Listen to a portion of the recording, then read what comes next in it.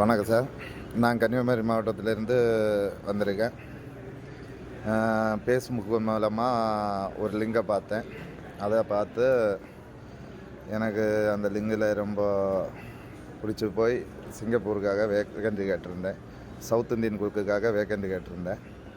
அவங்க பார்த்துட்டு எனக்கு அவங்க இதில் கால் பண்ணியிருந்தேன். எனக்கு திருப்பி கூப்பிட்டு பேசினாங்க. என்ன வேலை தெரியும், என்ன பண்ணுவீங்கன்னு கேட்டாங்க. நான் என்னோடய வேலையை பற்றி சொன்னேன். சரி, உங்களுக்கு வேலை இருக்குதுன்னு சொல்லி சிங்கப்பூரில் கனெக்ட் பண்ணி வேலை கொடுத்தாங்க. வேலை கொடுத்தப்போ இன்டர்வியூ பண்ணியிருந்தாங்க. இன்டர்வியூ பண்ணும்போது $1200 சம்பளம், மாதத்துக்கு ஒரு லீவு, அப்புறம் 13 மணி நேரம் வேலை சொல்லியிருந்தாங்க. அப்போ அதெல்லாம் சரி ஓகே சொல்லிட்டேன். ஓகே சொல்லி அவங்க கேட்ட அவங்க சொன்னது போல் நடந்துட்டேன். இப்போ எனக்கு விசா ரெடி ஆயிடுச்சு.